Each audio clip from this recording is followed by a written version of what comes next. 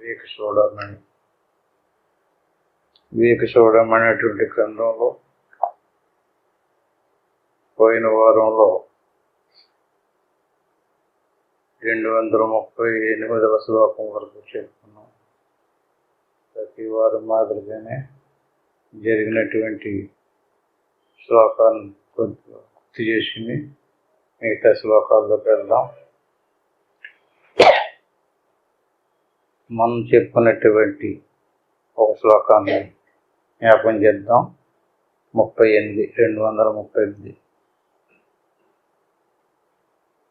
భ్రాంతస్య యచ్చత్ భ్రమతః ప్రణీతం బ్రహ్మైవ తద్రజతం హి శుక్తిః ఇదం తయా బ్రహ్మ సదైవ రూప్యతే ఆరోపితం బ్రహ్మణి నామమాత్రం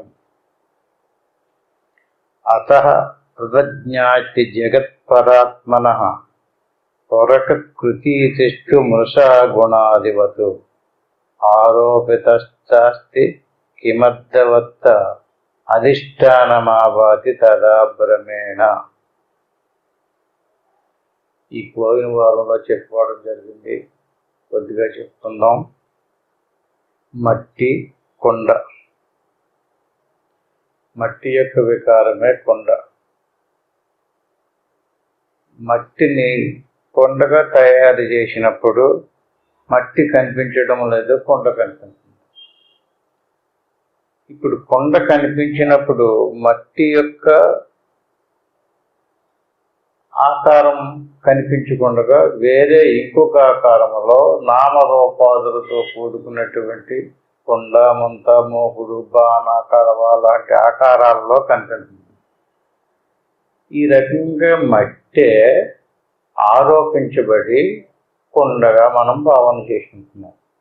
అంటే కొండ కనిపించినప్పుడు కొండగా కనిపించేది మట్టే కానీ వేరే ఇంకొక పదార్థం కాదు అని ఇక్కడ ఆరోపిత స్థాస్తి కిమర్థవత్ అధిష్టానమావాది తదా భ్రమేణ. అధిష్టాన వస్తువు ఏది? మట్టే. ఇప్పుడు కొండలన్నిటిని చితకొట్టేసి మట్టిలో కలిపేసామనుకోండి, అప్పుడు ఆకారాలన్నీ ఏమైనాయి? మట్టిలో కలిసిపోయి. అంటే అప్పుడు ఏమి లేవు, ఆకారాలు లేవు, కానీ మట్టి మాత్రమే ఉంది. దాన్ని అవ్యక్తము అంటారు. అంటే రకరకాల ఆకారాలుగా వ్యక్తమైంది, దాన్ని మహత్వం అంటారు. అంటే రకరకాల ఆకారాలుగా ఉన్నటువంటిది ఆకారాలన్నీ కోల్పోయి మట్టి రూపం ధరించింది. అంటే అక్కడ వస్తువు నశించలేదు. కొండ రూపంలో ఉన్నప్పుడు మట్టే ఉంది, కొండ చెడిపోయిన తర్వాత కూడా మట్టే ఉంది.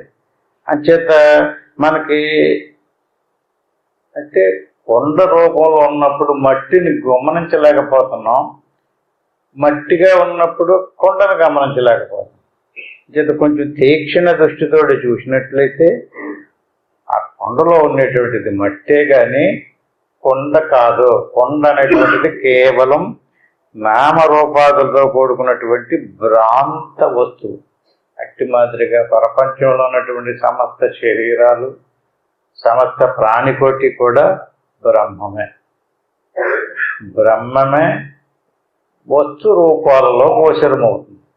ఇది రేపు ప్రళయములో ఈ వస్తువులన్నీ బ్రహ్మములో కలిసిపోయినాయి అనుకోండి, దాన్ని అవ్యక్తం అంటారు. నాకు భావన మారలేదు, నేను మనిషిని, నేను పశువుని, నేను స్త్రీని, నేను పురుషుని అనేటువంటి భావన ఉంది కదా, అది ఉండిపోవటం వల్ల ఎవరూ కూడా అందులో కలవలేదు. ఆ బ్రహ్మములో కలిసిపోకపోవటం వల్ల మళ్ళీ తిరిగి అందరూ పుట్టుకొస్తున్నారు.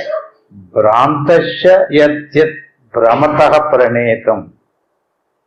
అంటే భ్రాంత చిత్తునికి అజ్ఞాన వశమున, అంటే తెలియకపోవడం వల్ల, అంటే వస్తువుని పొందడము పొందకపోవడము కాదు, ఇక్కడ తెలియడము తెలియకపోవడం. భ్రాంతస్య యద్యత్ భ్రమతః ప్రణీతం. భ్రమించాడు, ఒక వస్తువుని మరొక వస్తువుగా భ్రాంతి చెందుతున్నాడు. బ్రహ్మైవ తత్తద్రజితం హి శుక్తి. శుక్తి రజితము అంటే వెండి, ముత్యపు చిప్ప. ముత్యపు చిప్ప మెరుస్తూ వెండిలాగా గోచరమైనప్పుడు అందులో వెండి లేదు. వెండిలాగా కనిపించింది అంతే. బ్రహ్మైవ తద్రజతం హి శుక్తి అంటే శుక్తి వెండి ముత్యపు చెప్ప ఎలాగ ఒక వస్తువులో ఇంకొక వస్తువు గోచరం అవుతుందో అట్టి మాదిరిగా ఇదం తయా బ్రహ్మ సదైవ్య రూప్యతే. ఇప్పుడు మనకు కనిపించేటటువంటి నామరూపాదులతో కూడుకున్న సమస్త వస్తువులు కూడా ఇదం తయా బ్రహ్మ సదైవ రూప్యతే. ఇదంతా బ్రహ్మమే అంటున్నాడు. వస్తువులన్నీ బ్రహ్మమే.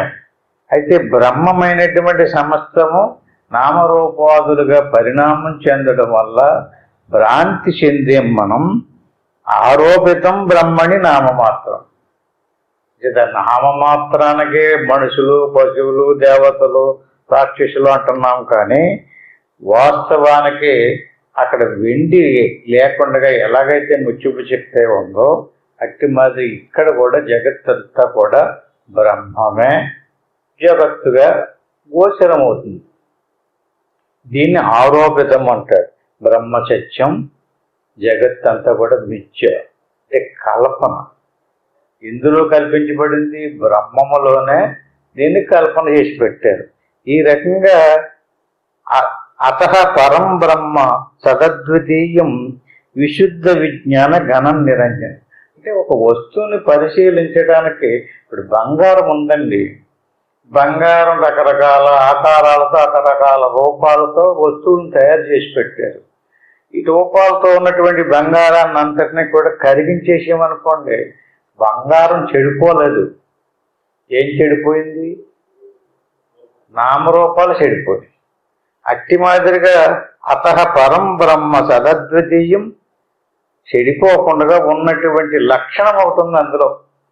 ఈ నామరూపాదులన్నీ కలిసిపోయి అనుకోండి, అలాగే మన శరీర ప్రాణమాంసాదులన్నీ కూడా కలిసిపోయి అనుకోండి, దాట్యామనుకోండి, ఏముంటుంది అక్కడ?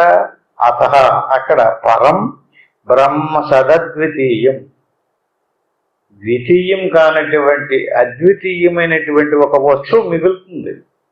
అలా సాధనలో కూర్చున్నప్పుడు ఇప్పుడు మన మనసు వచ్చింది, ఏదో ఒక దాన్ని కల్పన చేస్తూనే ఉంది. అది ఎంతవరకు కల్పన చేస్తూ ఉంటుందో ఆ కల్పనకే విక్షేపం అని పేరు. అది నిత్యము కల్పన చేస్తూనే ఉంటుంది. అది ఎంతవరకు కల్పన చేస్తుందో కల్పన చేసినప్పుడు ఏర్పడినటువంటి ఆకారాలకి ఆభరణము అని పేరు. విక్షేప ఆభరణాలు నిరంతరము మార్పు చెందుతున్నాయి. ఇవి విక్షేపం చెందిన ఆభరణం వచ్చిన అందులో ఒక వస్తువు మనకు తెలివితేటలుండి గమనించే ఒకటి ఉంది. ఏంటది? జ్ఞానం. విశుద్ధ విజ్ఞానగణం నిరంజనం. నేనున్నానన్నది ఎక్కడా నశించదు. నేనున్నానన్నది ఎప్పుడూ ఉంది. అది జ్ఞానస్వరూపం.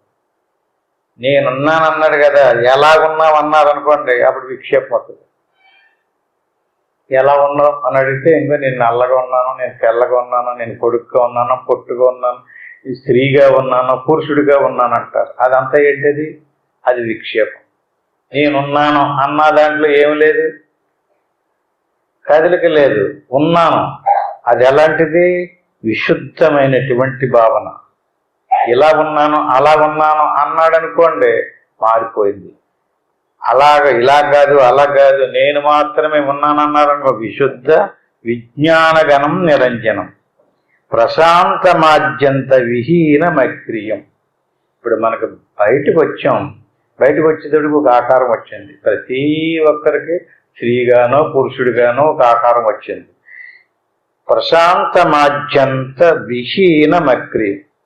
ఈ నామము రూపము సాధనలో కూర్చున్నప్పుడు నాకేం కనిపించడం లేదండి, ఏం కనిపించడం లేదండి అంటున్నారు కదా. అక్కడ ఏది కనిపించినా నీకు సాధన షూట్ అయినట్టు కాదు. ఏది కనిపించకూడదు, కరిగిపోవాలి.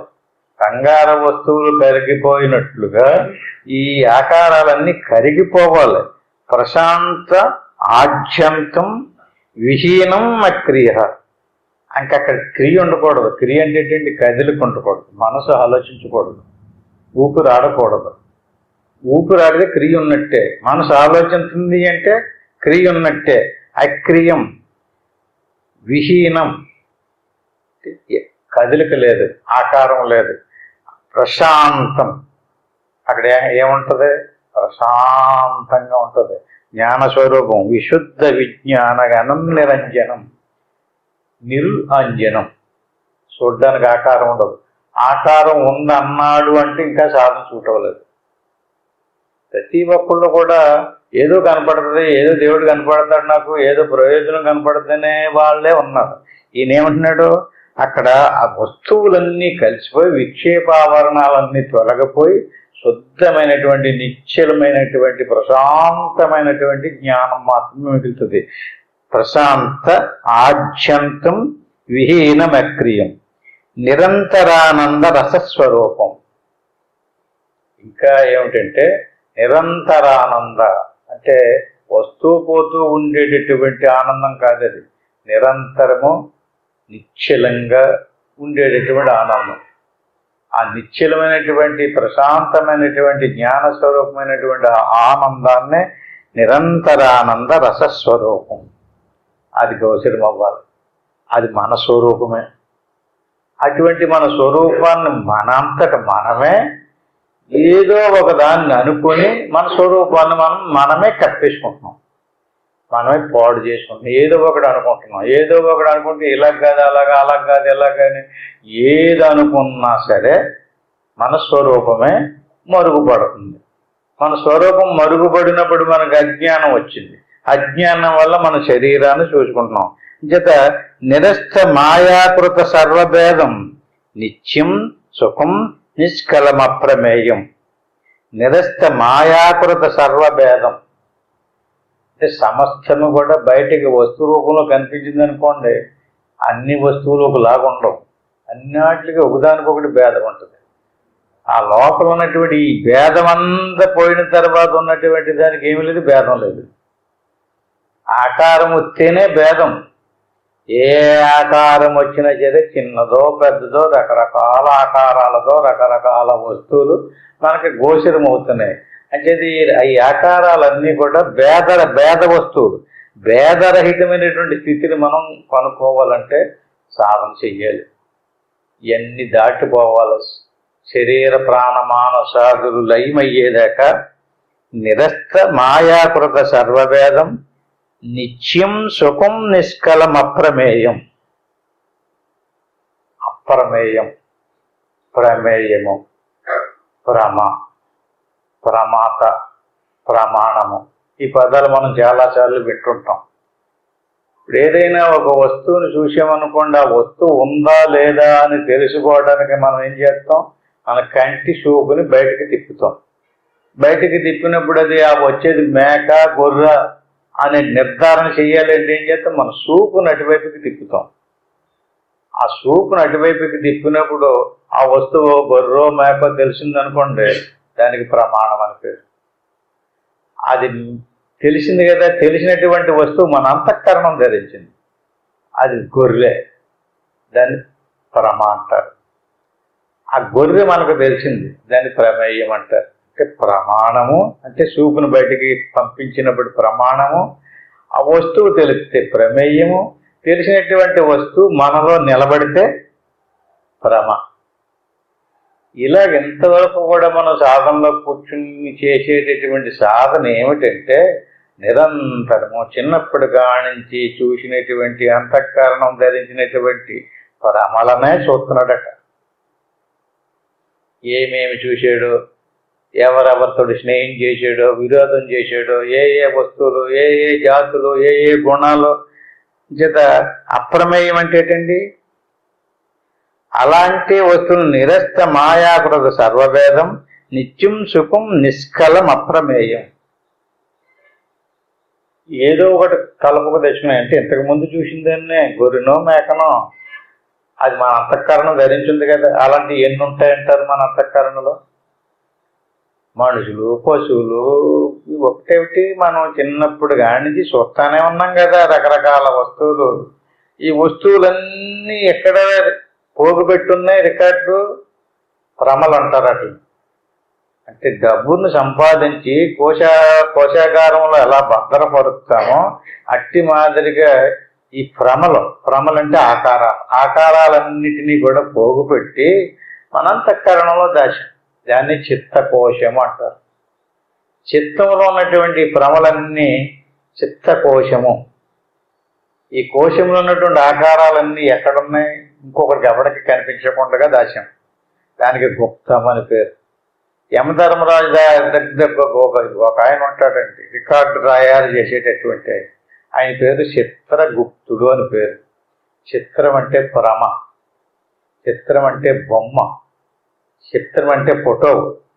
చిన్నప్పుడు కానించి మనం ఏ ఏ ఫోటోలు తీసేమో, ఎన్నెన్ని చిత్రాలను రికార్డు చేసి అంతఃకరణలో పెట్టుకున్నామో, ఆ పెట్టుకున్నటువంటి చిత్రాలన్నిటికీ కూడా గుప్తంగా రికార్డు చేసి దాచాం. ఆ రికార్డు తగలబెట్టుకుని వెళ్ళాలి. రికార్డు తగలబెట్టలేదు కదండి. యమధర్మరాజుకి ఏది దొరుకుతుంది? శరీరాన్ని ఇక్కడే మనోళ్లే బూడిద చేసి కాళ్ళ కలిపేస్తారు. యమధర్మరాజుకి ఏది దొరికిద్ది? ఈ చిత్రాల గుప్తమే దొరికిద్ది. గుప్తంగా రాసినటువంటి చిత్రాల యొక్క సముదాయం అంతా రికార్డు ఎవడంతఃకరణలో వాడే దాచున్నాడు. దానికి చిత్తం అని పేరు.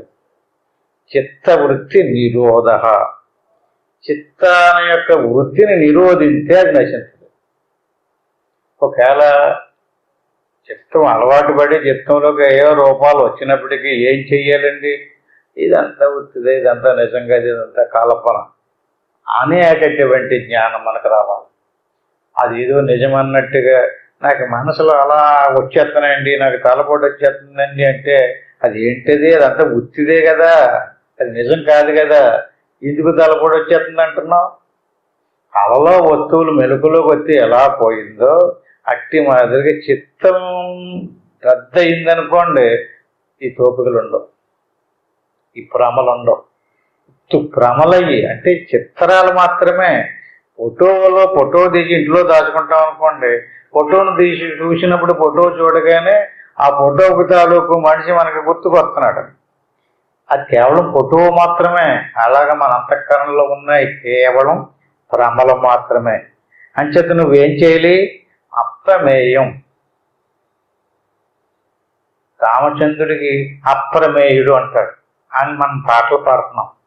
ప్రమేయం అంటే భ్రమల్ని చూసేటటువంటి వాడు. అప్రమేయుడు అంటే ఆయన చిన్నప్పుడు కానీ ఏం చూశాడు, ఏం చేశాడు, ఏది అంతఃకరణలో గుర్తుపెట్టుకోలేదట. అలా ఎవడైతే గుర్తుపెట్టుకోలేదో వాడికి రాముడు అని పేరు. మనం కూడా ఈ భ్రమలను గుర్తుపెట్టుకోకూడదు. మరి ఏం పెట్టుకోవాలి గుర్తు? నిత్య సుఖం నిష్కలం. అంటే ఇది భ్రమలన్నీ తీసిస్తే ఏదుంది? నిత్యం సుఖం నిష్కలం. భ్రమలు తీయాలి. బొమ్మలు తీసేస్తే సినిమా తెర మీద బొమ్మలు పోతే తెర కనపడదు. బొమ్మలు ఉన్నంతసేపు తెర కనపడదు. బొమ్మలు పరిగెడుతున్నట్టుగా, వచ్చినట్టుగా, కొట్టుకున్నట్టుగా, తిట్టుకున్నట్టుగా కనపడుతుంది కదండి. ఏది తొలగాలి? బొమ్మలు తీసేయండి. ఒకవేళ బొమ్మలు ఉన్నప్పుడు కూడా తెరను గుర్తించేటటువంటి మహాత్ములు కూడా ఉండొచ్చు. ఎందుకని? ఇది తెర మీద కనపడగానే బొమ్మలు ఈ నిజం కాదు, ఈ నీరు ప్రవహించడము, నిప్పు కాల్చిపోవటము అనేటువంటిది ఏదైతే ఉందో అదంతా కూడా వస్తుంది కదా. నిజమనుకుంటేను ఎవరు అనుకుంటారు? కాబట్టి తగలడిపోతున్నాయి, ఇల్లు తగిలడిపోతున్నాయి అంటుంటాడు. ఆ తెర కాలిపోవాలి కదా నిజంగా నిప్పు అయితేనే. ఇది కూడా అంతే. కేవలం ఈ భ్రమలో ఏదో చిన్నప్పుడు చూసినటువంటి గుర్తుకు వస్తున్నాయి అంతే తప్ప అవి నిజం కాదు. అంచేత మనం సాధనలో ఏమీ అనుకోకుండా నిరస్త మాయాకృత సర్వభేదం. ఇదంతా ఏంటి? మాయ. నిజం అనుకుంటున్నావు నువ్వు, ఒకదాని తర్వాత ఒకటి. ఈ ఆకారాలన్నీ ప్రపంచం అంతా మాయాకృత సర్వభేదం. అటువంటి మాయాకృతమైనటువంటి వస్తు సముదాయాన్ని చూసి నువ్వు రికార్డు చేసి ఫోటోలు చేసి అంతఃకరణలు దాచుకున్నావు. ఆ దాచుకున్నటువంటి వాటిని రోజు చూసుకుంటున్నాం. ఎప్పుడు చక్కగా చాలా కాళ్ళు స్నానం చేసి కూర్చున్నప్పుడు, సాధనలో కూర్చున్నప్పుడే మొదలవుతుంది. మనం కూడా ఏదన్నా పట్టు చీరలు, బంగారు వస్తువులు గట్ట, డబ్బు గట్ట బాగా ఉందనుకోండి, బీరువాలో దాస్తాం కదా. ఎవరో లేనప్పుడు తలుపేసుకుని బీరువాలో ఎన్ని చీరలు ఉన్నాయో, ఎన్ని నగలు ఉన్నాయో, ఎంత డబ్బు ఉందో ఎప్పుడు లెక్కెడతారు? సావకాశంగా ఖాళీ దొరికినప్పుడు. సేమ్ సాధన కూడా అంతే. అంత ఖాళీ చేసుకుని సాధనలో కూర్చున్నారు స్నానం చేసి. అప్పుడు బీరువా తలుపు తీసి ఆ చిత్తంలో ఉన్నటువంటి ఆ కోశాగారంలో ఉన్నటువంటి ఆకారాలన్నీ క్రమలో ఒక్కొక్కటి చూస్తుంటాయి. ఈ రకంగా అరూపం అవ్యక్తం అనాక్షమవ్యయం. రూపం వచ్చింది కదండి. అరూప అంటే ఏంటండి? ఆకారాన్ని పరిగణించుకో, గుర్తించుకో. ఆకారాన్ని ఎప్పటి వరకు గుర్తించేవో, ఆకారం ఒకటి మంచి ఆకారం వచ్చింది, ఆహా ఈ తల్లి దృశ్యం వచ్చిందంటే నాకు చాలా ఆనందం అయిపోయింది అని అంటాడు. మరో వికృతమైనటువంటి ఆకారం వస్తేనా బాధ కలిగింది కదా. అందుకని ఏం చెయ్యాలి? ఎంత మంచి ఆకారం రానివ్వండి, ఎలాంటి ఆకారం వచ్చినా సరే, ఎలాంటి రూపమైనా సరే, రూపాలన్నీ కూడా భ్రమలే. అరూపమవ్యక్త, ఆ రూపాలన్నీ కూడా వ్యక్తమవుతున్నాయి కదా. ఆ రూపాలన్నిటికీ ఆధారం ఏంటి? అవ్యక్తం. దాన్ని చూడు. అంటే మట్టి అంతా పిసికెత్తే, కొండలన్నీ చిత్తకొట్టేసి మట్టి కింద చేస్తే వ్యక్తం లేదు, ఇంకా కొండ లేదు, ముంత లేదు, మూకుడి లేదు. అట్టి మీదుగా రూపాలన్నిటికీ ఆధారం ఏంటి? ఆత్మే. ఆత్మ లేకపోతే రూపాలు లేవు. ఆత్మ మీదే, ఆత్మే తెర. ఈ తెర మీద ఈ ఆకారాలన్నీ అవుతున్నాయి. అరూపమవ్యక్త మనాక్షమవ్యయం. వ్యయం కానటువంటి, ఆకారము లేనటువంటి, నిత్య సత్యమైనటువంటి జ్ఞానానంద స్వరూపం ఆత్మ. అది ఎప్పుడు ఉండేదే. ఇప్పుడు ఒకసారి వచ్చి ఒకసారి పోవటం కాదు. మనమే మన మనసుతో దాన్ని మరుగుపరిచేసుకుంటున్నాం. అంటే దాని గురించి మనకు తెలియలేదన్నమాట. అంటే ఎవరి గురించి? మన స్వరూపం గురించి మనకు తెలియలేదు. అంటే మన స్వరూపం గురించి మనకు తెలియక దేనిని మనం అనేసుకున్నాం? శరీరాదులే మనం అనేసుకున్నాం. నా భార్య, నా భర్త, నా పిల్లలు, నా సంసారము, నా ఇల్లు, నా వాకలే, నా డబ్బు, నాది, నేను. ఏది నేను? ఇది నేను. ఈ నేను వదిలి దానిని నేనని దాంట్లో ప్రవేశపెట్టినాడు. ఈ నేను వెళ్ళి ఏ నేనని మరుగుపరిచింది? అసలు నేనని మరుగుపరిచింది. ఈ నేనుకి ఆకారం ఉంది, నీకు ఆకారం లేదు. ఆకారం లేనటువంటి నిర్వికారమైనటువంటి రూపం ఇది. అది ఎలాంటిది? జ్యోతి స్వయం కించిదిదం చకాస్తే. జ్యోతి స్వరూపం అంటే వెలుగు, ప్రకాశం, తెలివి. నీ స్వరూపం జ్యోతి స్వరూపం. అంటే దీపాన్ని వెలిగించాలి, అది వెలిగించక్కర్లేదు. ఎప్పుడూ వెలిగే ఉంది, వెలుగుతూనే ఉంది. ఆ ప్రకాశంలోనే మనకు అన్నీ తెలుస్తున్నాయి. ఏమేమి అనుకుంటున్నామో, ఏం తిన్నామో, ఏం తాగేమో, ఏం చేసేమో, ఏం కావాలంటుందో మనసు, ఏం వద్దంటుందో అన్నీ ఎలా తెలుస్తుంది? ఆ ప్రకాశంలోనే తెలుస్తుంది. అంచేత నిత్య సత్యమైనటువంటి ఆ జ్ఞానాన్ని జ్ఞాతృ జ్ఞేయ జ్ఞానశూన్యం అనంతం నిర్వికల్పం కేవలాఖండ మాత్రం పరం తత్వం విదుర్బుధాహ. అంచేత ఈ నామరూపాదులతో కూడుకున్నటువంటి ఈ కల్పనంతా కూడా మాయ. అందుకని ఏం చెయ్యాలి? జ్ఞాతృ జ్ఞేయ జ్ఞానశూన్యం. దీన్నే జ్ఞాత జ్ఞాన జ్ఞేయము అంటారు. దీనికి త్రిపుటి అని పేరు. త్రిపుటి రాహిత్యం అవితే తప్ప ఆత్మసాక్షాత్కారం కాదు. త్రిపుటి రాహిత్యం అంటే ఏంటండి? ఏమేమి ఆగిపోవాలి? జ్ఞాత జ్ఞానము జ్ఞేయము. ఎలా చెప్పాలి మీకు? ఇప్పుడు దీపం ఉంది, దీపం నుంచి ప్రకాశం వస్తుంది. దీపం జ్ఞాత అనుకుందాం. దీపం నుంచి వచ్చే వెలుగు జ్ఞానం. వెలుగులో తెలియబడేటటువంటి దృశ్యం జ్ఞేయం. తెలియదు. దీపం పట్టుకెళ్ళి చూస్తేనే తెలిసింది అక్కడ ఏ వస్తువో ఏంటో. అట్టి మాదిరిగా మనలో జ్ఞాత ఉంది, జ్ఞానం ఉంది. ఈ జ్ఞాత నుంచి వచ్చేటటువంటి జ్ఞానంతో విశ్వాన్ని అంతటినీ తెలుసుకుంటున్నాను. వస్తువులన్నింటినీ తెలుసుకుంటున్నాం. ఏ ఏ వస్తువులో మనోడెవరో, పరాయోడెవడో, మంచిదేదో చెడ్డదేదో దేని సాయంతో తెలుస్తుంది నీకు? నీకు జ్ఞానం లేకపోతేనో అన్నిటినీ సమానంగా చూస్తాం కదా. జ్ఞానం ఉంటే విభజిస్తున్నావు కదా. బంగారమో, వెండో, రాగో ఇవన్నీ తెలుస్తుందా నీకు? విభజించగలుగుతున్నావు కదా. ఏది విలువైందో, ఏది విలువైంది కాదో. దేనివల్ల తెలుస్తుంది? నీకు జ్ఞానం లేకపోతే. జ్ఞానం కొంచెం తక్కువగా ఉన్నటువంటి వాడిని తెలివైనటువంటి వాడు మోసగలుగుతాడు కదా. జ్ఞాత, జ్ఞానము, జ్ఞేయం. జ్ఞాత అంటే ఎవరండి? మళ్ళీ చెప్తున్నాను, మనసే జ్ఞాత. మనసులో ఏముంది? ఆత్మిక ప్రకాశం ప్రతిబింబిస్తుంది, అంతే తెలివి వచ్చింది. మనసు లేకపోతే తెలివి లేదు. తెలివితో కూడినటువంటి మనసు జ్ఞాత. అంతఃకరణం అంటారు దీన్ని. జ్ఞాత అంటే మనసు నుంచి వచ్చినటువంటి తెలివికి జ్ఞానం. మనసు నుంచి వచ్చినటువంటి తెలివితో మనం ప్రపంచ వస్తువులను తెలుసుకుంటున్నాం, అది జ్ఞేయం. జ్ఞాత, జ్ఞాన, జ్ఞేయ, జ్ఞాన శూన్యం. జ్ఞాత, జ్ఞాన, జ్ఞేయము, శూన్యం. ఏమవ్వాలి? మీకు ఎవ్వరూ చెప్పక్కర్లేదు, ఇదే సాక్ష్యం. నాకు సాక్షాత్కారం అయిపోయిందండి, ఆత్మ సాక్షాత్కారం అయిపోయిందండి, నాకు అంతా తెలిసిపోయిందండి అన్నాడు అనుకోండి, ఏది రహితం అవ్వాలి? దీన్నే ఇంకొక మాటలో చెప్తారు. ద్రష్ట దర్శన దృశ్య విరామ మెసట నగును నసట దృష్టి నిలుపవలయు గాని చెదరి నాసాగ్రమణ చూపు చేర్చదగదు. సీతారామాన్య సంవాదం. ఏంటండి ఇది? ద్రష్ట చూసేవాడు, దర్శనము దర్శించబడి, ద్రష్ట దర్శన దృశ్యము విరామ మెసట నగునం. ఇప్పుడు చెప్పండి, చూసేవాడు, చూడబడే వస్తువు, తెలియబడినటువంటి వస్తువు. ఈ త్రిపుటి రహస్యం ఎక్కడ అయ్యిందో అక్కడ దృష్టి పెట్టి చూడమంటున్నాడు. చిదరి నాసాగ్రమణ అంటే శ్వాస మీద పెట్టి కానీ, లేదా ముక్కు శుతన పెట్టి కానీ, లేదా భ్రూమధ్య మంది పెట్టి కానీ, లేదా అక్కడ ఇక్కడ కొండల్ని లది లీది అంటుంటారు కదా. ఏమని చెప్పారు ఇక్కడైనా? మొదట్లో శ్వాసను చూడమన్నారు, లేదా భ్రూమధ్య మంది చూడమన్నారు, లేదా నాసికాగ్ర మంది చూడమన్నారు. కానీ చివరికి ఏం చెప్పారు? ద్రష్ట దర్శన దృశ్య విరామ మెసట నగనం. ఎవడు కనిపెట్టాలండి ఇది? ఎవడి మట్టికి వాడే నిరంతరము సాధన చేసి ద్రష్ట దర్శన దృశ్యము ఎక్కడాగింది. అంటే తెర మీద బొమ్మలు ఆగిపోయినప్పుడు తెర ఎలా కనపడుతుందో అలాగే ఏదాగాల ద్రష్ట దర్శనం.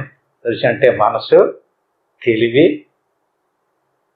ఇంకా మన భాషలో చెప్పాలంటే శ్వాస, ప్రాణము, మనసు, వీటిని కూడా ఇలా కూడా చెప్పచ్చు. ఎక్కడ ఆగింది? ఆగినప్పుడు ఎలాగుంది? అక్కడ చూడమంటున్నాడు. అక్కడ చూస్తే ఉన్న వస్తువు ఉన్నది ఉన్నట్టుగా. అలాగే కృష్ణ పరమాత్మ కూడా గీతలో, ఉత్తర గీతలో పుటద్వయ వినిర్ముక్తో వాయురు ఎత్ర విలీయతే తత్ర సమస్తం మన కృత్వ తం ధ్యాయేత్ పార్థ ఈశ్వరం. నువ్వు ఆత్మ చూడాలి అన్నావు కదా, ఎక్కడ చూడాలి? పుటద్వయ వినిర్ముక్తో, ముక్కు రంధ్రాలలో శ్వాస ఆడుతుంది. ఈ పక్కన గంగ, ఈ పక్కన యమున అంటుంటారు. ఈ శ్వాసను ప్రాణాయామాలు దీన్ని లాక్కుని దీన్ని వదులుతాడు, దీన్ని లాక్కుని దీన్ని వదులుతాడు, ఇలా చేస్తున్నారు కదా. పుటద్వయ వినిర్ముక్తం. ఇలాగ ఎంతవరకు చేద్దావో అంతవరకు సాధన కాదు అది. ఇంకా నీకు దర్శనం అవ్వలేదు. ఎక్కడికి వెళ్ళాలి? పుటద్వయ వినిర్ముక్తో వాయురు ఎత్తర విలీయతే, శ్వాస ఆగాలి. తత్ర, ఎక్కడ శ్వాస ఆగిందో అక్కడ దృష్టి పెట్టాలి. తత్ర సమస్తం మనకృత్వ తం ధ్యాయేత్ పార్థ ఈశ్వరం. అప్పుడు నువ్వు ఈశ్వరుడు అవుతావు. నీకు ఈశ్వరుడికి భేదం లేదు, కానీ ఇప్పుడు భేదం ఉంది. ఎందుకంటే ఇప్పుడు నువ్వు శరీరం, శ్వాస, ప్రాణము, మనసు, ఇంద్రియాలు అన్నీ ఉన్నాయి. ఇవన్నీ లయమైపోయినప్పుడు జీవుడుగా ఉండడు, ఈశ్వరుడు అయిపోతాడు. అక్కడ దృష్టి పెట్టాలి. దీన్నే ఈ రకంగా జ్ఞాతృజ్ఞేయ జ్ఞానశూన్యం అనంతం నిర్వికల్పం. కల్పము కల్పించబడడం. ఏమన్నా అర్థం ఉందండి? కల్పించడం అంటే ఏంటండి? కల్పించడం అంటే వస్తువుల్ని కల్పన చేయటం. బంగారు విచ్యమనుకోండి, ఆ బంగారాన్ని రకరకాల వస్తు రూపాల్లో కల్పన చేస్తున్నారు కదా, దానికి కల్పం అని పేరు. అలా కల్పన చేయకపోతే దానికి నిర్వికల్పం అని పేరు. అంటే మన స్వరూపం ఉన్నది ఉన్నట్టుగా లోపలికి వెళ్ళి ఉన్నదాన్ని ఉన్నది ఉన్నట్టుగా తెలుసుకుని దర్శించి ఆ దర్శించిన దాన్నే చూస్తూ ఉంటే ఈశ్వరుడు అన్నారు కదా ఇక్కడ. అలా కాకుండా దాన్ని కల్పన చేస్తాను, కల్పన చేస్తే అది మరుగుపడి ఇంకో రూపం, ఇంకొక ఆకారం, ఇంకొక పేరు పడుతుంది. అలా చెయ్యొద్దు అంటున్నాడు. శూన్య మనంతం నిర్వికల్పం అంటే కల్పించకూడదు. నిర్వికారమైనటువంటి నిర్వికల్ప స్వరూపం అది. శూన్యం, నిర్వికల్పం అంచేది. అటువంటి నిర్వికల్పం అంటే కేవలాఖండ చిన్మాత్రం. అది ఖండం కాదు. ఖండం అంటే ఏంటండి, ఇప్పుడు మనం ఉన్నాం కదా, ఇక్కడ ఒకడున్నాడు అక్కడ ఒకడున్నాడు అంటే మనుషులందరూ కూడా ఖండఖండముగా ఉన్నారు కదండి. ఇప్పుడు కొండలు ఉన్నాయండి, ఆ కొండలో ముంతలో మూకుళ్ళు అన్ని రకరకాలుగా ఖండాలుగా ఉన్నాయి. ఖండం అంటే పరిమితమైనటువంటి కొలత. అలాగే 33 కోట్ల దేవతలు, మనుషులు, పశువులు అన్ని ఖండాలుగా ఎవరి శక్తి వాళ్ళదే, ఎవరి గొప్ప వాళ్ళదే. చీమకుండి తెలివి చీమకి, దోమకుండి తెలివి దోమకుంది కదా. దేని పరిమితి దాంతే, దేని తెలివి దాంతే. ఖండాలుగా ఉన్నాయి కదా. ఈ కొండలో ముంతలో మూకుళ్ళు అన్నిటిల్లోని ఖాళీ ఉంది ఆకాశం. ఆకాశాన్ని చూస్తే అది ఖండంగా లేదు. ఆకాశంలో ఈ కొండ ప్రవేశించి ఆకాశాన్ని ఖండముగా చూపెడుతుంది. ఘటాకాశం అంటాం అప్పుడు. అట్టి మాదిరిగా ఆత్మలో మన స్వరూపము ఆత్మనే ఖండముగా చూపెడుతుంది. ఏమండి మీరు ఎంత ఉన్నారండి అంటే, నేనండి 50 కేజీలు ఉంటానండి, 60 కేజీలు ఉంటానండి. అది ఖండం కాదా? నువ్వు ఎలా ఉంటావన్నామనుకో, ఒక ఆకారాన్ని చూపెడుతున్నాడు, అది ఖండం. నీ స్వరూపం ఎలాంటిది? అఖండం. నీ స్వరూపం ఖండం కాదు, ఖండముగా కనిపించేటటువంటిది అవిద్య. ఖండముగా కనిపించేది మాయ. మాయతో కల్పించబడినటువంటి కల్పన వస్తువుని నేను అంటున్నావు నువ్వు. అంటే నీకు ఏమి లేదు, జ్ఞానం లేదు. కొంచెం జ్ఞానం తెచ్చుకో, ఆలోచించు, శాస్త్రం చదువు. ఎవరిని తీసుకున్నప్పటికీ కూడా నీకంటే పెద్ద పెద్దోళ్ళు, గొప్ప గొప్ప తెలివైనటువంటి వాళ్ళు కూడా ఉంటారు. అది ఖండమే. నీ వస్తువు ఒక ఖండ రూపం అయితే ఆయన వస్తువు ఒక ఖండ రూపం. ఈయన్ని ఎలా చూడమంటున్నాడు? అలా ఖండముగా కనిపించేటటువంటి ఆకారాలు ఎంతవరకు నీకు గోచరం అవుతున్నాయో అంతవరకు నీకు జ్ఞానం కలగలేదు, అంతవరకు నీకు ధ్యానం సిద్ధించలేదు. అందుకని నీ స్వరూపం ఎటువంటిది? ఖండములుగా గోచరమయ్యేటటువంటి వస్తువులు కాదు. అంచేత పరం తత్వం విదుర్బుధాహ. బుద్ధిమంతుడన్నావాడెవడో కూడా దేవుణ్ణి ఇలా ఖండమైనటువంటి వస్తువులుగా చెప్పడట. అంటే బుద్ధి లేని వాళ్ళే చెప్తారన్నమాట. దేవుడు ఖండములుగా లేడు, అఖండ కేవలాఖండ చిన్మాత్రం పరం తత్వం విదుర్బుధాహ. అంచేత నీవు బుద్ధిమంతుడు కనుక నువ్వన్నా ఈ శ్లోకం యొక్క భావాన్ని గుర్తించి దేవుడు ఖండ వస్తువు కాదు, అఖండమైనటువంటి, అద్వితీయమైనటువంటి, అపారమైనటువంటి, అనంతమైనటువంటి చిదానంద స్వరూపం. చిదానంద రూప శివోహం అంటున్నారు. నీవు శివుడువా? ఎలా శివుడు అవుతావు? ఏమన్నాడు చూడండి, చిదానంద రూప శివోహం. ఇప్పుడన్నాడు నాహం దేహో నేంద్రియాణ్యంతరంగం నాహంకార ప్రాణవర్గో నా బుద్ధి. ఎన్ని తీసేసిన తర్వాత ఏదైతే ఎన్ని తీసేసిన తర్వాత ఏముందండి? సాక్షి నిత్య సత్య శివోహం. ఆ నిత్యం ఉండేటువంటి సాక్షి స్వరూపమైనటువంటి ఆత్మస్వరూపాన్నే శివోహం అంటారు. అంటే ఆత్మకే శివుడికి ఏమి లేదు, భేదం లేదు. శివుడే మనకు ఆత్మస్వరూపమే శివుడు. అంచేత శివోహం అంటే ఏంటండి? నాలో ఉన్నటువంటి ఆత్మ శివుడే గనక నేను శివుడినే శివోహం. ఆత్మ శివుడు గనక, ఆత్మ నా స్వరూపం గనక నేను ఎవరినే? శివోహం. ఈ రకంగా అహేయం అనుపాదేయం మనోవాచామ గోచరం. అప్రమేయమనాద్యంతం బ్రహ్మపూర్ణం మహన్మహ. చూడండి, అహేయ అనుపాదేయం, హేయము కాదది, అహేయం, మనోవాచామ గోచరం. వదిలిపెట్టేది కాదండి ఆత్మ, పొందేది కూడా కాదు, వదిలేది కాదు, పొందేది కాదు. మరి ఏంటది? పొందే ఉన్నావు, అదే నీ స్వరూపం. అహేయం అనుపాదేయం, దాన్ని ఎలా వదులుతావు? వదలవలసింది ఏది? ఆ స్వరూపములో ప్రవేశించినటువంటి శరీర ప్రాణమానసాదుల్నే వదలాలి. అటువంటి వదలడానికి వీల్లేనటువంటి నీ స్వస్వరూపమైనటువంటి ఆత్మనే ఎలా తెలుసుకుంటావు, ఎలా గుర్తింతావు? మనో వాచామ గోచరం అంటే మనసుకి, వాక్కుకి ఆ గోచరం, మనసుకు తెలియబడదు. అంచేత నువ్వు ఎప్పుడైనా సరే మనసుతో తెలుసుకోవడానికి ప్రయత్నించుకో, మనసును తీసేయటానికే ప్రయత్నించు. చాలామంది పెద్ద పెద్ద వాళ్ళందరూ కూడా చేసేటటువంటి పొరపాటు ఏంటంటే మనసుతో దేవుణ్ణి తెలుసుకోవడానికి ప్రయత్నిస్తున్నారు, వాక్కుతో దేవుణ్ణి స్తుతించడానికి ప్రయత్నిస్తున్నారు. వాక్కుతో దేవుణ్ణి స్తుతించడం సాధ్యం కాదు. ఎందుకని? నామరూపాలు లేనటువంటి అనంతమైనటువంటి అద్వితీయమైనటువంటి పరమాత్మ స్వరూపం మనసుతోటి ఎలా చూడగలుగుతావు? మనసు తీసేస్తే అదే కనపడుతుంది నీకు. మనసు తీయటానికి ఎప్పుడు ఇష్టపడకండి. చూడండి, కావాలంటే మనసును ధరించి మనసుతో తెలుసుకోవాలనే ప్రయత్నం చేస్తుంటాడు. అంచేత మనో వాచామ గోచరం. వాక్కు అంటే వాచం అంటే వాక్కు. వాక్కుతోటి దేవుడు ఇలా ఉంటాడో అలా ఉంటాడు, ఎంత ఉంటాడో అంత ఉంటాడు, ఎంత గొప్పవాడో అంత గొప్పవాడు అని చెప్తారు కదండి. అది కరెక్ట్ కాదంటున్నాడు. మనసుకి వాక్కి అగోచరం దేవుడు తెలియబడ్డు. అప్రమేయ అనాద్యంతం ఇందాకే చెప్పుకున్నాను. ఎందుకని గోచరం అవడైనా గోచరం అవుతాడండి. ఎలాగైతే భ్రమ రూపంలో ఉంటాడు. ఆయన భ్రమ కాదు, ఆయనకి ఆకారం లేదు.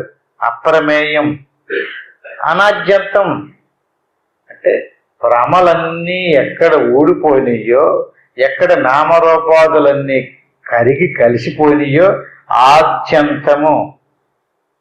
ఇంత ఉండకూడదు రూపం, మొత్తం అంతా తొలగిపోవాలి. దేవుణ్ణి కనిపించాలంటే దేవుణ్ణి మరుగుపరిచినటువంటి శరీర మానసాదులన్నీ కూడా, జ్ఞానేంద్రియాలు, కర్మేంద్రియాలు, అంతరేంద్రియాలు అన్నీ కూడా ఒక్కొక్కటి తొలగించాలి, వదిలించాలి. ఏదైనా భూమి లోపల దాచినటువంటి వస్తువు కనపడాలంటే దాన్ని మరుగుపరిచినటువంటి అన్నీ తీయాలి కదండి. కొంచెం తీస్తే సరిపోద్దా? మొత్తం అంతా తీసేయాలి కదా. అట్టి మాదిరిగానే అప్రమేయం అనాద్యంతం బ్రహ్మ పూర్ణం మహన్మహ. అద్యంత బ్రహ్మము పూర్ణం అంటుంటాం కదా. పూర్ణమద పూర్ణమిదం పూర్ణాత్ పూర్ణముదశ్యతే పూర్ణశ్య పూర్ణమాదాయ పూర్ణమేవావశిష్యతే. అది పూర్ణం, అది పరిపూర్ణం, అంతటా నిండి ఉంది. ఆ నిండి ఉన్నటువంటి ఆ పూర్ణములోనే జగత్తంతా ప్రవేశించింది. అది పూర్ణం, దానికి అపారం, అనంతం. అందులో ప్రవేశించినటువంటి ఈ వస్తువు పూర్ణమా? మన శరీరం అందులో ఉంది కదా. ఎందులో ఉంది? బ్రహ్మములో. బ్రహ్మములో ఉన్నటువంటి మన శరీరం ఎంత ఉంది? కొలత ఉంది. ఇది దీనికి వ్యక్తమవుతుంది. ఇది భ్రమ, దీనికి ఒక ఆకారం ఉంది. ఆద్యంతం అంటే ఆది అంతము లేనటువంటి వస్తువు కాదు ఇది. ఇది ఎలాంటిది? పుట్టింది, పరిణామం చెందుతూ రేపో మాపో చనిపోతుంది. ఇది ఎలా దేవుడు అవుతుంది? దేవుడిలో ప్రవేశించింది. దేవుడిలో ప్రవేశించినటువంటి వస్తువుని ఏం చేయాలి మనం? ఇది కాదు అనేటువంటి భావన మన మనసు దృఢపడాలి. అంతేకాని దీనికి లాంటివాడే దేవుడు కూడా అనుకుని ఆయనకు పూజలు పునస్కారాలు చేస్తున్నాం కదా, దానివల్ల భక్తి ఏర్పడుతుంది, పుణ్యం వస్తుంది, మోక్షం మాత్రం రాదు. ఎందుకంటే పుస్తకం స్టార్టింగ్లోనే చెప్పారండి. ఏమని? మోక్షం పొందాలంటే ఏం చేయాలండి? మోక్షం పొందాలంటే ఏ దేవతలు ఆరాధించడం వల్ల మోక్షం ఇస్తారు? ఎవరిని ఆరాధించినా మోక్షం ఇవ్వడం కుదరదు. దుర్లభం శ్రైమేత దైవానుగ్రహ హేతుకం. మనుష్యత్వం, ముముక్షత్వం, మహాపురుష సంశ్రయ. ఇది చాలా దుర్లభమైనటువంటి జన్మ. జ్ఞానాన్ని ఉపయోగించుకో. వదంతు శాస్త్రాన్ని, యజంతు దేవాన్, కుర్వంతు కర్మాణి, భజంతు దేవత. ఆత్మైక్య బోధేన వినా విముక్తికి నా సిద్ధ్యతి బ్రహ్మశతాంతరేపి. 100 మంది బ్రహ్మలు వచ్చి వెళ్ళిపోయినా కూడా నీకు మోక్షం రాదు. ఎలాగ వస్తు రూపంలో నువ్వు ఎంతవరకు దేవుణ్ణి భావన చేస్తున్నావో అంతవరకు 100 మంది బ్రహ్మగారులు వచ్చి వెళ్ళినా కూడా మోక్షం రాదు. అంటే దేవుణ్ణి ఎలా చూడాలి? వస్తు రూపంలో చూడకూడదు. ఆకారం ఉన్నటువంటి వాడు కాదు దేవుడు. మరి ఎలాంటి వాడు దేవుడు? దేవుడు సర్వవ్యాపి, సర్వాంతర్యామి. ఆయనకు ఆది లేదు, అంతము లేదు, కొలత లేదు, పుట్టుక లేదు, పరిణామం చెందడు. పుట్టుక సావు ఉన్నటువంటిది ఏది? మన శరీరానికి పుట్టుకుంది, ఇది వచ్చింది, ఇది పరిణామం చెందుతుంది, రేపో మాపో దీన్ని వదిలిపోద్ది. కానీ మనకి ఏం కలగకుండా, ఏం తెలవకుండా శరీరం పోయింది. దేవుడు అంటే ఏంటో, మనం అంటే ఏంటో తెలియకుండానే పోయింది. ఇదే నేను అనేటువంటి భావం నశించలేదు. అది అనేటువంటి జ్ఞానం రాలేదు. రాకుండా, జ్ఞానం కలగకుండా ఇదే నేను అనేటువంటి భావంతో చనిపోవడం వల్ల ఏమైంది? శరీరం పోయింది, జ్ఞానం రాలేదు. అజ్ఞానంతో ఉండిపోయాడు. ఆ అజ్ఞానమే మళ్ళీ తీసుకొచ్చి పడుతుంది. అని చేత ఏం చేయాలి మనం ఇప్పుడు? తత్వం పదభ్యామభిధీయ మానయోహో బ్రహ్మాత్మనో చోదయోర్యదీర్థం శ్రుత్వా తయోచత్వమచీదిశమ్య ఏకత్వమేవ ప్రతిపాద్యతే బుధే. బుద్ధిమంతుడైనటువంటి వాడు ఉపనిషత్తులలో చెప్పినటువంటి విచారణను గుర్తుకు తెచ్చుకొని విచారణ చెయ్యాలి.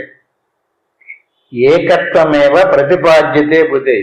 ఏకత్వము అంటే వస్తుభావన ఎంతవరకు నీకుందో అంతవరకు దేవుళ్ళు కలుపుకోవటం కుదరదు. ఎందుకని? ఏకత్వం కుదరదు, అనేకత్వమే. ఇదొక ఆకారం, అదొక ఆకారం, ఈయన వేరు ఆయన వేరు. ఏకత్వం ఎలా కలుతుందండి? కలదు. ఏకత్వంలోకి వెళ్ళాలంటే ఆ లోపల ఉన్నటువంటి వస్తువుని తెలుసుకున్నప్పుడే ఆ ఏకత్వం మనకు లభించదు. తత్వం పదాభ్యాం నభిధీయ మానయోహో. తత్వాన్ని, ఆ తత్వం యొక్క పదాన్ని పరిశీలన చెయ్యాలి. శాస్త్రం చెప్పినటువంటిది విచారణ చెయ్యాలి. బ్రహ్మాత్మనా చోదితయో దీర్థం శ్రుత్వా తయో తత్వమచీతి సంభ్యం ఏకత్వమేవ ప్రతిపాద్యతే బుధి. ఆ ఏకత్వం ఎక్కడ కలుగుతుంది? శరీర ప్రాణ మానసాదులను వదిలించుకున్న తర్వాత ఆయనకి మనకి ఏకత్వం కుదురుతుంది. వదిలించుకోకుండా ఆయనకి మనకి ఏకత్వం కుదరదు. అప్పుడైనా దేవుడు నువ్వు జీవుడుని, నువ్వు కర్మ చేస్తావు, ఆయన కర్మఫలాన్ని అనిపింప చేస్తా పుట్టింతా ఉంటాడు. అంచేత కలవాలంటే, దేవుళ్ళో కలిసిపోవాలంటే, ఏకత్వం చెందాలంటే ఏది? మన భావన మారాలి. మన భావన మారినప్పుడే ఏకత్వం ఏర్పడుతుంది. ఐక్యం యథోర్లక్షితయోర్న వాచ్యో నిగజ్యతే అన్యో విరుద్ధ ధర్మిణో ఖజ్యోదబాణ్యోరివ రాజభృత్యయో కోపాంబురాశ్యో పరమాణుమేర్వోహో. ఈ శ్లోకాలకు వచ్చే వారం వివరణ చేసుకుందాం, ఇంతటి ముగించుకుందాం. హరి ఓం తత్సత్. ఆత్మబంధువులారా, ఏ విషయాన్ని అయితే తెలుసుకున్నామో దాన్ని బాగా దృష్టిలో పెట్టుకుందాం. ఏంటి ఎప్పుడుదాకా చెప్పినది? ఏకత్వము. ఏకత్వం అంటే నీరుని, నదిలో నీరు సముద్రంలో కలిసిపోతే ఎలాగైతే నదిలో నీరు సముద్రం అయిపోయిందో అక్కడ నదిలో నీరు అని అంటారో, అట్టి మధ్య శరీర ప్రాణ మానసాలతో కూడిన ఆకారాన్ని తొలగిపోయి ఆత్మ పరమాత్మల ఏకత్వంలో మోక్షం లభించదు. ఆకారాన్ని ఎంతవరకు తీసుకుంటామో అంతవరకు ఏకత్వం ఏర్పడదు. అనేకమే అంచేత చక్కగా ఏకత్వం ఏర్పడాలంటే ఇప్పుడు ఇలాగ ప్రతిరోజు చక్కగా ఇలా కూర్చుని అభ్యాసం చెయ్యాలి. వివరంగా అన్నీ ఎప్పటికప్పుడు చెప్పుకుంటానున్నాం.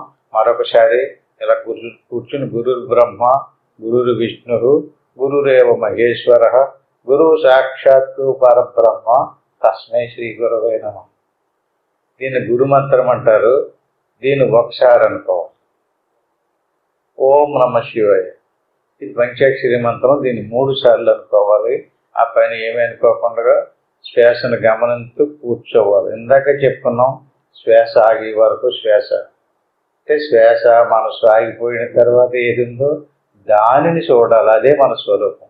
అంచేత అంతవరకు ఇప్పుడు కూర్చోమని కాదు, ఇంటికి వెళ్ళిన తర్వాత ఎవరెవరికి ఎంత అవకాశం ఉంటే అంత ప్రయత్నం చేయండి. ఇప్పుడు మాత్రం నేను ఓంకారం చెప్పేదాకా చక్కగా అలా శ్వాసను గమనిస్తూ ఉండండి. ఓం తత్సత్.